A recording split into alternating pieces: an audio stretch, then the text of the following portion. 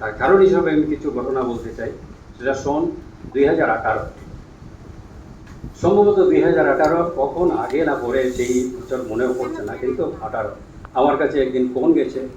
আমি তখন বর্তমান দায়িত্বে ছিলাম, আর উনি ছিলেন খণ্ড কার্যবাহ আর এই বিদ্যালয়ের আচার্য।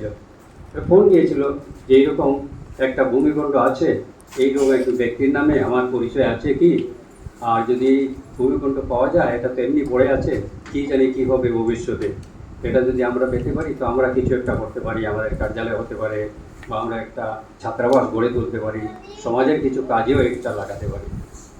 আমি বললাম ভালো কথা, কিন্তু আমার তো প্রত্যক্ষভাবে ওনাদের সঙ্গে কারোর সঙ্গে সম্পর্ক নাই, কে কোথায় আছেন তাও জানি না, খোঁজ নিয়ে বলতে হবে, দেখতে হবে।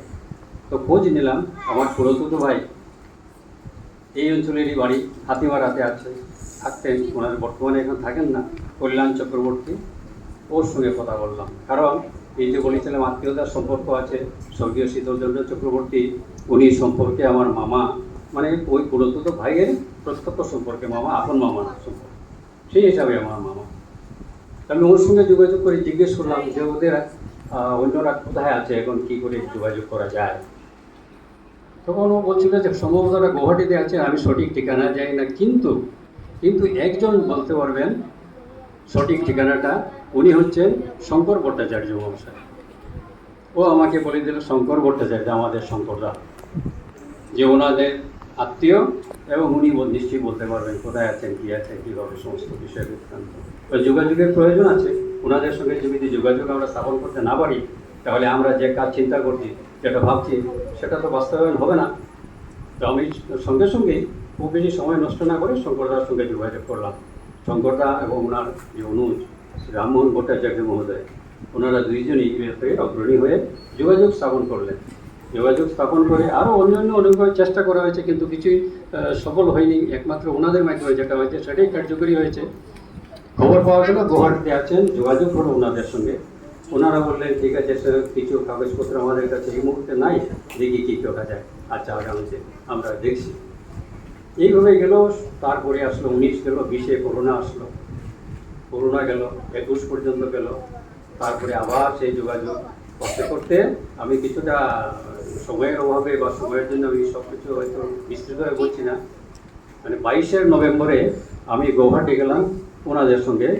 সেই যে ঠিকানা আমি সংগ্রহ করেছিলাম শ্রী রামমোহন ভট্টাচার্য মহোদয়ের মাধ্যমে, গুয়াহাটিতে আমাদের একজন স্বয়ংসেবক ছিলেন, ওনাকে নিয়ে আমি একদিন বিকেলবেলা আমাদের কাজ শেষ হওয়ার পরে রাত্রের ট্রেন, তার আগেই ওনাদের বাড়িতে গিয়ে সম্পর্ক করলাম, পরিচয় প্রসঙ্গ হলো, কথাবার্তা হলো। ওনারা বললেন ঠিক আছে আমরা করে দেবো, কিন্তু আপনারা যে সব কিছু করতে হবে, আমাদের পক্ষে সব কিছু কিছুই করা সম্ভব না। ঠিক আছে, আমরা আপনার তরফ থেকে যতটুকু সম্ভব করবো। তারপরে বাকি কাজটা আমরা করলাম, করে করে এই কিছুদিন আগে গত 23, হ্যাঁ এই মাসে 23 তারিখে আমি আবার গুয়াহাটি গিয়েছিলাম। ওনারা সইটি করে রেখে দিয়েছিলেন, এবং ওনাদের যে মেয়ে অর্থাৎ শীতলচন্দ্র চক্রবর্তীর যে নাতনি, সেই নাতনির এখানে এই উপলক্ষে আসার কথা ছিল। আমরা অপেক্ষা করে করে, উনি চাকরিরত, এবং সেই চাকরির ইলেকশন ডিউটি, অসুস্থতা ইত্যাদি ইত্যাদি বিভিন্ন কাজে ওটা সময়টা যেতে যেতে তারপরে এক সময় হলো কি উনি বললেন না আর দেরি করা ঠিক হয় না, আপনারা আসুন, এসে এটা নিয়ে যান, নিয়ে গিয়ে আপনারা কাজ আরম্ভ করুন, আমি পরবর্তী কোনো এক সময় যাবো, এটাই ভালো হবে। আমি বললাম ঠিক আছে, আমার তো যেতে হচ্ছে, গুয়াহাটি যাওয়ার আছে, 22 তারিখে আমি যাবো, 25 তারিখ 26 তারিখে ফিরে আসবো, তার মধ্যে গিয়ে আমি 23 তারিখে গুয়াহাটি পৌঁছি, আমি ওনাদের এখানে চলে গেছি, চলে গিয়ে ওটা সংগ্রহ করে তারপরে চলে আসলাম। আর তারপরে আছে এই কার্যক্রম, যেটাতে আমরা ওনাদের প্রতিনিধি হিসাবে আমরা শঙ্কর ভট্টাচার্য এবং শ্রী রামমোহন ভট্টাচার্য ওনারা এসছেন, এবং এখানে যে সমিতি, এই বিদ্যালয়ের যে সমিতি, সেই সমিতির সভাপতি মহোদয়ের সঙ্গে এই যে কাগজপত্রের ব্যাপারটা যেটা সাধারণত হয়ে থাকে, দেয়া নেয়া, স্থানে যাওয়া, এই সমস্ত কার্যক্রম কিছুটা হবে। কিন্তু আমি যেটা বলতে চাই যে এই যে একটা বিষয় ছিল, জীবনের একটা স্বপ্ন দেখার মতো, দিনের বেলা না ঘুমিয়ে স্বপ্ন দেখা। এপিজে আব্দুল কালাম প্রয়াত রাষ্ট্রপতি, উনি এরকম একটা কথা বলেছিলেন, স্বপ্ন সবাই দেখতে হয়, স্বপ্ন দেখবো আমরা, কিন্তু ঘুমিয়ে নয়, জেগে স্বপ্ন দেখবো। আর জেগে যে স্বপ্ন দেখবো, সেই স্বপ্নকে কার্য করার জন্য সক্রিয়তা থাকবে, আমরা কাজ করবো, স্বপ্ন দেখবো আর স্বপ্ন সফল করার জন্য কাজ করবো, তাহলেই স্বপ্ন বাস্তবায়িত হয় বাস্তবে। এটাই আমাদের ক্ষেত্রে তাই হয়েছে।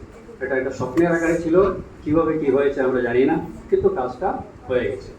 তারা বিয়ে দিয়েছেন, আমরা গৃহীতারা পেয়ে গেছি, বাকি কাজ এখন আছে, ঈশ্বরের কাজ, ভালোভাবে সফল হবে আশা করি। কিন্তু এই যে কাজটা যেটা হয়েছে, এটা প্রতিজন ব্যক্তি যে এইটা সম্পর্কে এসেছে প্রত্যেকের ভূমিকা আছে এবং সবাই মিলে কাজটা হচ্ছে। এই যে সংগচ্ছদন সংবোধন যেটা বলেছিলাম, তার একেবারে সফল বাস্তবায়ন এই কাজের মাধ্যমে আমরা দেখতে পেয়েছি। এইভাবেই আমাদের সমাজের কাজ হয়। আমরা সবাই মিলে একে অন্যে পরিপূরক হয়ে সমাজের কাজ করব, বিদ্যালয়ের কাজ করব, সমাজের কাজ করব, নিজের কাজ করব, আমার প্রতিবেশীর কাজ করব। এইভাবেই আমাদের সমাজ এবং রাষ্ট্র এগিয়ে যাবে। এটুকু বলে